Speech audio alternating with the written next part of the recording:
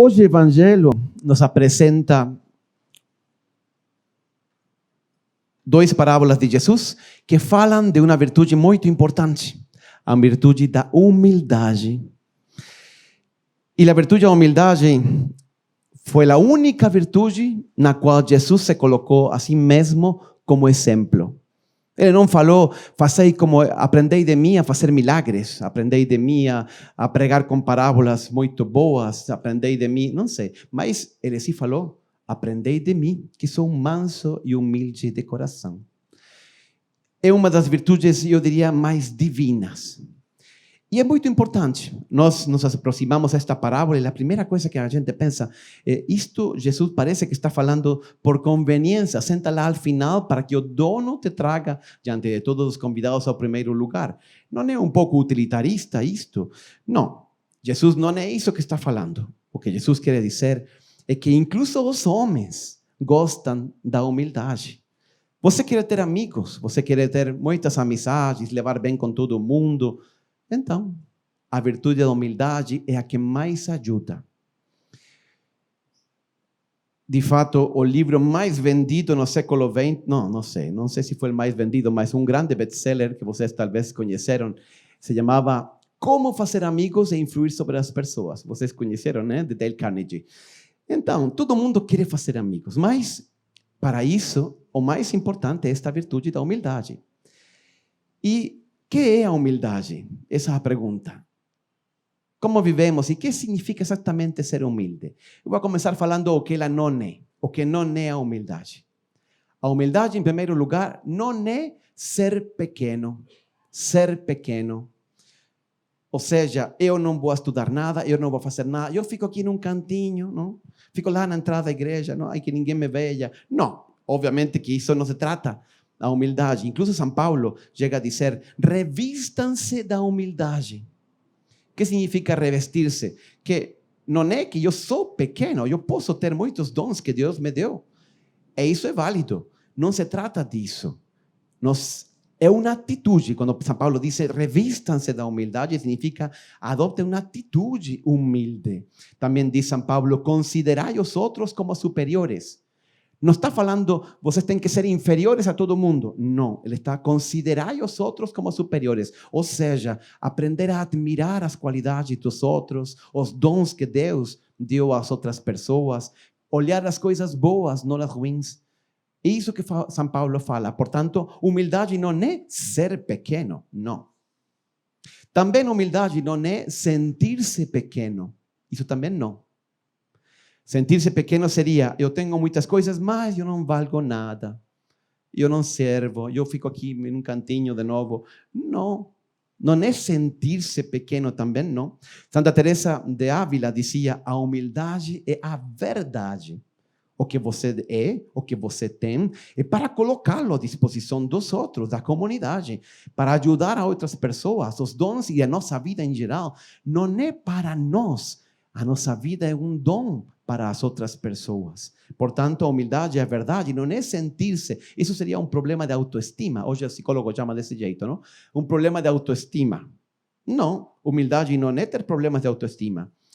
E São Paulo chega a dizer assim, ninguém tem um conceito maior de si mesmo. Antes, agrega São Paulo, tenham um conceito equilibrado de si mesmos. Então, se trata da verdade.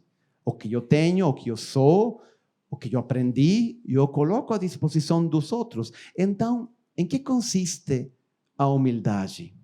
Se não é ser pequeno e não sentir-se pequeno, então em que é? A humildade é fazer-se pequeno. São Paulo, de novo, dizia de Jesus. Jesus era Deus, imagina.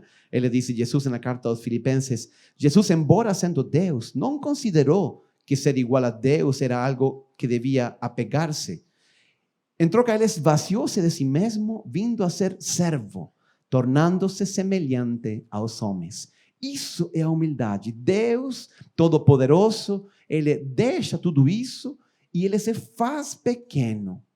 Então, nós temos que fazer a mesma coisa. O que Deus nos deu, agradecemos. Senhor, obrigado todos os dons que você me deu.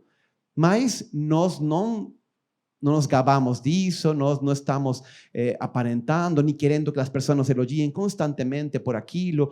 Não, nós nos colocamos à disposição dos outros, nos fazemos pequenos para ajudar com aquilo que Deus nos deu a todas as pessoas. Então, tem algumas atitudes muito importantes que nós temos que praticar. Em primeiro lugar, por exemplo, 3 atitudes que podem nos ajudar. Quando alguém te serva, seja compreensivo, não exigente. Isto é próprio da humildade. Se alguém serve você, seja compreensivo, não exigente. Ou seja, pensa naquele caixa do banco, naquela pessoa que te atende no posto de gasolina, naquela menina que está no supermercado. Se você tem alguém que lhe ajuda em casa com a cozinha, com a limpeza, com a faxina em casa, todas essas pessoas, quando alguém te serve, mesmo pagando, seja amável, compreensivo, não exigente. São Paulo diz na carta aos Romanos, não pensem unicamente em seus próprios interesses, pensem também nos interesses dos outros. É isto. É que eu paguei, tenho direito. Não, isso é orgulho. Seja compreensivo, tente compreender o que aconteceu a outra pessoa. Eu lembro muito uma vez, estando para tomar um avião, que o senhor que estava na frente minha, ele teve algum problema, não sei. E aí estava tão bravo com a menina que atendia o check-in, mas, coitada, ela não podia fazer nada, são as políticas da empresa, você sabe como é isso, não? Você chegou tarde, não tem como abrir. E ele xingava, e, enfim. Então, quando já acabou isso e ele foi embora, eu falei, olha, parabéns, que paciência. E ela aliviou, ai, padre, sim, menos mal. É muito duro, não? As pessoas não entendem. Então, não ser exigente, pensar também nos interesses dos outros, nos problemas dos outros. Isso é uma característica, um rasgo, um traço, digamos, da humildade. Você trabalha e tem uma empresa, tem funcionários, tem secretária, seja compreensivo. Ajude as pessoas, não seja exigente. Exigente, sim, no sentido do trabalho, mas sempre querendo ajudar, sempre querendo elevar a pessoa, que ela cresça como pessoa. Portanto, essa é a primeira. A segunda atitude interessante é esta. Quando alguém está em desacordo com você, a mesma coisa, seja suave, sem desistir. Isto é uma arte e é muito difícil. Quando alguém nos critica, quando alguém não está de acordo conosco, aí nós ficamos bravos, não? E nós achamos que isso é pessoal. E não se trata disso. Se trata de um debate de ideias, um diálogo. Para isso, nós primeiro que temos que fazer é ser humildes, ou seja, tentar compreender a posição do outro. E como é difícil sair de nossos próprios argumentos, de nossas próprias posições, de nossas próprias opiniões, para tentar de entender o outro. Eu tenho um amigo que é advogado e ele se dedica precisamente a lidar com problemas de heranças familiares. Você sabe quanto brigam as famílias às vezes com este tema das heranças. Ele me dizia, padre, sabe qual é o segredo de tudo, o sucesso neste trabalho, nesta consultoria? Não, qual é? E ele me diz, olha, o segredo é conseguir que um compreenda o outro, que nos abramos a entender a posição do outro. Cada um parece que fica encerrado em sua opinião, repetindo os mesmos argumentos, sem ser capaz de abrir a sua mente e escutar a opinião do outro, a postura do outro. Portanto, quando alguém está em desacordo com você, seja compreensivo. Quando alguém te desafia, quando alguém te critica, seja compreensivo, tente entender o lugar do outro. Olha o que fala Tiago. Tiago, o apóstolo Tiago, na sua carta, ele diz umas palavras muito profundas e muito difíceis de viver. Ele diz, aí onde há inveja e ambição egoísta, aí onde há confusão e toda espécie de males, a sabedoria...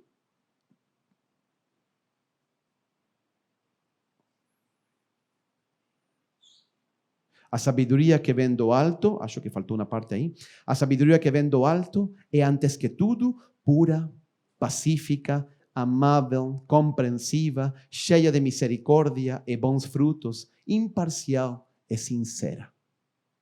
Então, humildade é a capacidade de ser amável, inclusive estando em desacordo. E isso acontece também nos casais. Casais que não estão de acordo, tudo bem. Eu te amo apesar de que estamos em desacordo. Isso acontece. E isso não é uma dificuldade para estar juntos, para amar, para poder construir essa família que estamos trabalhando. Em terceiro lugar, quando alguém te fere, e isto é o mais difícil, quando alguém te fere, seja proativo, não reativo.